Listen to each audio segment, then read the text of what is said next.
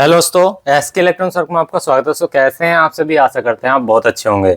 दोस्तों मेरे पास आज ये एक पीसीबी रिपेयर होने के लिए आई है और इस पीसीबी में जो प्रॉब्लम है इसमें एरर आ रहा है। अगर मैं ये तो खाली मेरे पास पीसीबी रिपेयर सिर्फ यही आई है आउटडोर की। अगर इसे हम किसी अलग अलग सेटअप पे लगाते हैं ना तो सब पे अलग अलग एरर आता है। अलग अलग एरर का मतलब है ये जो पीसीबी है एक ऐसी पीसीबी है 3-4 मॉडल में लग जाती है बढ़िया तरीके से। ब्लू स्टार में लग जाती है, वर्लपूल में लग जाती है, गोदरेज में भी लग जाती है, यहाँ तक कि वोल्टास में भी लगती है। 4-5 मॉडल में और में भी लगती है। ये ऐसी पीसीबी है। अब सब में अगर मैं इसको लगा रहा हूँ तो सभी में क्या एरर आ रहा है? आउटडोर में E0 का एरर, यानी कि EEPROM फॉल्ट। तो चलिए हम इस पीसीबी को पहले ऑन करते हैं। ठीक है, हमने ऑन किया। ऑन करने के बाद अगर मैं इसे यहाँ से देखो, इसमें शुरू में ऑन होते आ गया EF का एरर। पहले तो आ गया EF का एरर। अगर मैं यहाँ पे इस वाले बोर्ड पे देख लूँ EF का एरर, तो इसमें भी EEPROM का एरर है। अगर मैं इसे वोल्टास पे लगा रहा हूँ तो उसमें E0 का एरर आ रहा है। और जो आउटडोर की स्टेटस लाइट है रेड वाली, देखो अभी आएगी, ये वन टाइम ब्लिंक होती है। ये वन टाइम ब्लिंक कोई गई। ठीक है, अब मैं आपको ये पीसीबी दिखा देता हूँ। इसी पे एरर कोड लिखा हुआ है, मैं आपको एरर कोड भी दिखा देता हूँ। देखो ये एरर कोड इसी का ही है। आपको यहाँ पे one time ODU light one time दिखाई दे रही होगी। यहाँ पे ये देखो E0 outdoor EE fault. EE का फॉल्ट है कि EEPROM एरर। ठीक है, EEPROM एरर। तो इसके अंदर EEPROM कहाँ पे लगी हुई है, कितनी वोल्टेज आनी चाहिए, कैसे चेक करनी चाहिए, वो चीज आपको दिखा देते हैं। तो चलिए पीसीबी को पहले करते हैं इसे बंद। इसे कितनी बार चला लो, कितनी बार बंद कर लो, इसमें EEPROM एरर का एरर आ रहा है। तो इसमें भी जो एरर आ रहा है EF का आ रहा है, यानी कि EEPROM फॉल्ट। तो चलिए हम अब यहाँ पे इसको शुरू करते हैं। तो पीसीबी को थोड़ा सा इस तरह से कर लेते हैं। अब मैं आपको दोस्तों तो कैमरा उतार करके दिखा देता हूँ। आप यहाँ पे देख पा रहे होंगे, यहाँ पे हमारी मेन प्रोसेसर आईसी लगी हुई है। ये मेन प्रोसेसर आईसी, ठीक है। यहाँ पे हमारी कंट्रोल यूनिट लगी हुई है और हमारे यहाँ पे आप ये देख सकते हैं आईसी नंबर 1 लिखा हुआ है। और यहाँ पे SCL SDA ग्राउंड और 3.3 वोल्ट है। ये हमारी EEPROM आईसी, ठीक है। यहाँ पे अपनी कंपरेटर लगी हुई है और वहाँ पे IPM और अपने जो ये वो लगा हुआ है ब्रिज रेक्टिफायर या IGBT वो लगा हुआ है, ठीक है। तो ये जो हमारा एरर है दोस्तों यहाँ से EEPROM से। अभी आप यहाँ पे देख सकते हैं EEPROM जो है हमें एक बार उतारनी पड़ेगी। इसको एक बार क्लीन करके लगाएंगे, क्योंकि यहाँ पे आप देख रहे हैं कितना ज़्यादा डस्ट भी हो रहा है, ठीक है। और इस पे वोल्टेज भी चेक करेंगे कि प्रॉपर आ रहे हैं नहीं आ रहे हैं। तो चलिए एक बार दोस्तों इसे हम टेस्ट कर लेते हैं। अगर ये फॉल्ट फिर भी होगा तो हम इसके अंदर EEPROM में सॉफ्टवेयर डालेंगे, ठीक है। तो चलिए हम सबसे पहले क्या करेंगे, यहाँ पे थोड़ा सा क्लीनिंग करते हैं। तो कोई एक बारीक चिमटी लेंगे, कोई एक छोटी सी बारीक चिमटी ले लेते हैं हम और इसको यहाँ से क्लीन करेंगे।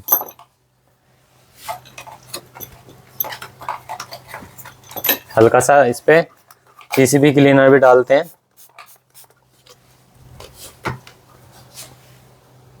तो अब हम एक चिमटी से पहले से क्लीन करते हैं। यहाँ पे देखो EEPROM है, यहाँ पे गंदगी सी हमें दिख रही है। इतनी ज़्यादा डस्ट जमी हुई है इस पे। देखो मैं थोड़ा सा यहाँ से वो आपको थोड़ा जूम करके दिखा देता हूँ, वो आपको सही दिखेगा। ये देखो, ब्रश दो, ब्रश से क्लीन कर लेते हैं इसको पहले। देखो इसकी ये जो पिने है ना, इस पे भी इतना कार्बन आ गया कि एक गल गई।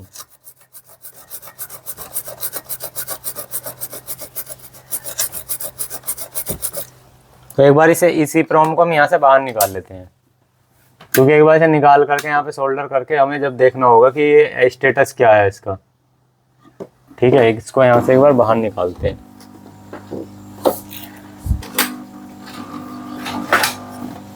तो अब हम यहाँ पे इसको हल्का सा पेस्ट लगाएंगे।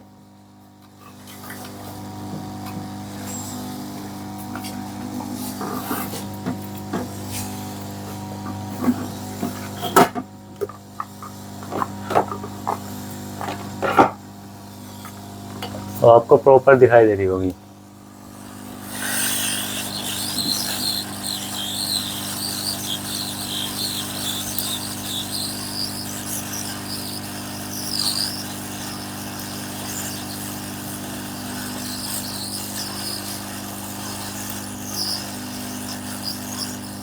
इसकी 4 लैग एक जगह ज्वाइंट होती हैं। हमने इसकी इप्रोम जो है दोस्तों यहाँ से निकाल दी है। अब यहाँ पे जो इप्रोम का एरिया है पहले इसको करते हैं अच्छे से क्लीनिंग।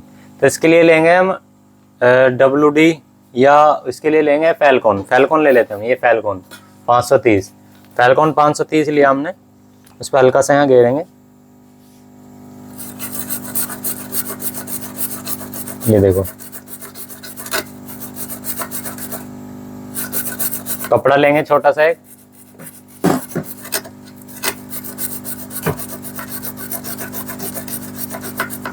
अगर ये करप्ट हो गई होगी तो इसके जगह हम चेंज भी कर सकते हैं सेम पीसी में से,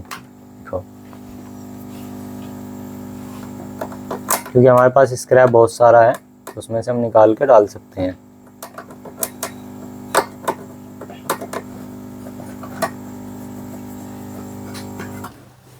ठीक है, थोड़ा सा यहाँ पे और क्लीन कर लेते हैं इसको।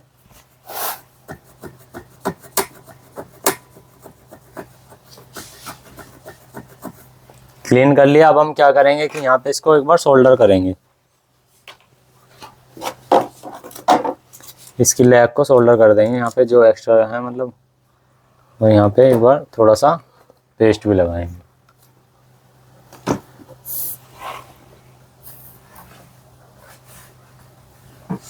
ड्राई हो गई हैं इसकी लैग्स।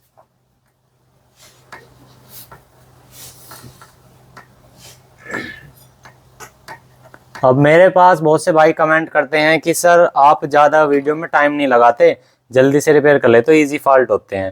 भाई इजी हम तरीके से बनाते हैं उसको, ठीक है। मतलब हम एक बार में फॉल्ट को पता लगाते हैं, हम इधर उधर बेवजह की ये नहीं कहते कि ये करो वो करो चेक वो करो चेक। भाई जहाँ पे काम है वही तो चेक करेंगे। अब बेवजह की थोड़ी है इधर चेक करो उधर चेक करो अधूरे ज्ञान में, वो वाला चेक नहीं है। सीधा जहाँ पे फॉल्ट होगा उस पर करेंगे। अब इसमें ई का एरर था, इप्रोम का। ये मतलब जिस चीज़ पे भी चेक करे तो इप्रोम एरर आ रहा था। अब इप्रोम एरर में इप्रोम के सेक्शन को चेक करेंगे। पहले तो इप्रोम का स्टेटस देखते हैं क्या है। इप्रोम का स्टेटस ही हमें इतना गंदा लग रहा था यहाँ से, तो सीधी सी बात है तो हम उस पर तो काम करेंगे जो हमारा दिक्कत है। तो ये चीज़ें ध्यान रखनी पड़ती हैं।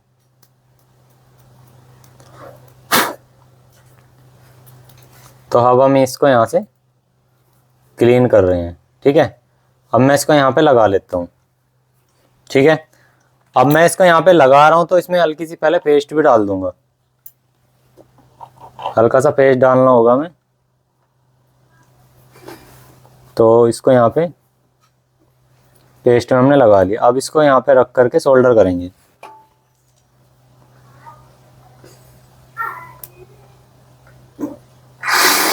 तो यहाँ पे इसको सोल्डर कर लेंगे। तो इसको हम यहाँ से सही से सोल्डर करेंगे। अब इसमें क्या है कि दोस्तों इसे एक्टिवेट कराने के लिए वोल्टेज आती है। वोल्टेज जब इस पर आएंगी तो इसके अंदर जो सॉफ्टवेयर रहेगा वो डेटा हमारा मेन उस पर जाएगा MCU पे। MCU पे डेटा जाने के बाद जब वो डायग्नोसिस करेगा कहाँ पे क्या देना है एरर उसके हिसाब से। तो ये सिस्टम जब होता है, अब इसके अंदर से कोई एरर ही नहीं, मतलब कोई सॉफ्टवेयर ही नहीं जाएगा या कोई डेटा ही नहीं जाएगा MCU पे, तो एरर तो उसके अंदर आना ही आना है कि भाई हमारा इप्रोम का एरर है, इप्रोम हमारी कुछ भी काम नहीं कर रही है, ठीक है। क्योंकि इप्रोम ही कहती है कि एक मिनी सिग्नल दे करके एक सैनिक को भेज दे एक तरह से राजा के पास कि भैया इनको ये याद है, मतलब ये कार्यक्रम चल रहा है। तो ये सारी चीज़ें एक इप्रोम का काम रहता है। और जब वही डिफेक्टिव हो जाएगी तो कुछ भी नहीं होगा, नुल बटे सन्नाटा पड़ा रहेगा। तो इसमें यही है, ठीक है।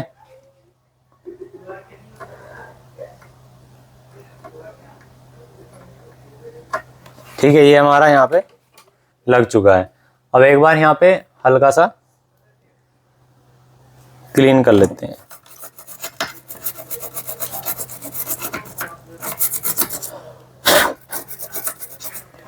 इसको एक बार थोड़ा सा ड्राई भी कर लेंगे। तो यहाँ से इसको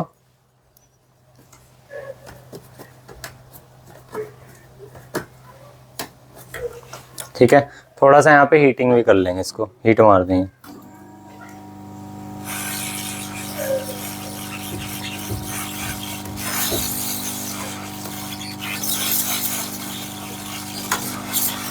हीट हमने इसलिए करा क्योंकि यहाँ पे थोड़ा सा मॉइस्चर इसका रह जाता है। थोड़ा ठंडा करेंगे क्योंकि अगर गर्म पे ही आपने चला दिया तो दिक्कत आ सकती है। तो थोड़ा सा हम जूम आउट कर देते हैं, आपको दिखा देते हैं। ठीक है, अब इसको थोड़ा ठंडा होने देंगे। ठंडा हो चुका है, प्रोसेसर भी ठंडा हो चुका है। तो चलिए एक बार इसे चेक कर लेते हैं, नहीं तो इसके अंदर EEPROM डाल देंगे या सॉफ्टवेयर डाल देंगे। तो एक बार ऑन करते हैं इसको। ऑन किया, ऑन करने के बाद थोड़ा नीचे लेके जाएंगे इसको सिग्नल से। तो 17 आ चुका है, आप देख सकते हैं। ये देखिए 17 डिग्री आ चुका, और रिले ने भी आवाज़ दी, अभी यहाँ से टिक जैसी आवाज़ भी आई। और कंप्रेसर चलने का इंतजार देखेंगे। ये देखिए कंप्रेसर भी चल गया है, आप देखेंगे ये रनिंग कंडीशन की लाइट आ चुकी है, कंप्रेसर भी चल गया, ये देखो। ठीक है, ये देखो, ये देखो भाई, मतलब मेहनत करके आपको बताया, बिल्कुल पीसीबी में कुछ भी छिड़ा हुआ नहीं था, बिल्कुल ओरिजिनल पीसीबी आई। हमने देखा कि भाई इसके अंदर ये कमी है, तो हमने आपको दिखाया कि ये यहाँ से ऐसे ऐसे फॉल्ट है। बहुत से भाई ये बताते नहीं है, कोई कहता है कि ये करो वो करो वो करो, लेकिन जो रियलिटी है हमने आपको वो बताई, करके दिखाई। तो ये प्रॉब्लम थी, छोटी सी प्रॉब्लम की वजह से इतनी बड़ी दिक्कत आ रही थी। ये देखो बढ़िया चल रही है। पहले क्या था, इसमें EF का एरर आ रहा था, और जिसमें भी मतलब लगाए थे सब में अलग अलग आ रहा था, क्योंकि एक तरह से ये पीसीबी यूनिवर्सल पीसीबी है। तो EEPROM का एरर आ रहा था, तो EEPROM का एरर 2 मिनट में ऐसे ठीक कर दिया। मतलब मिनट तो 2 ही लगी, लेकिन समझाने में आपको समय लगा, जो भी 10 11 12 मिनट लगी हो, जितनी बड़ी वीडियो हुई हो मुझे नहीं पता। तो इस तरह से रिपेयर किया जाता है। तो आई होप मेरे भाई आपको वीडियो अच्छे तो एक लाइक कर देना यार, जो चैनल पे ना सब्सक्राइब करना। Thank you.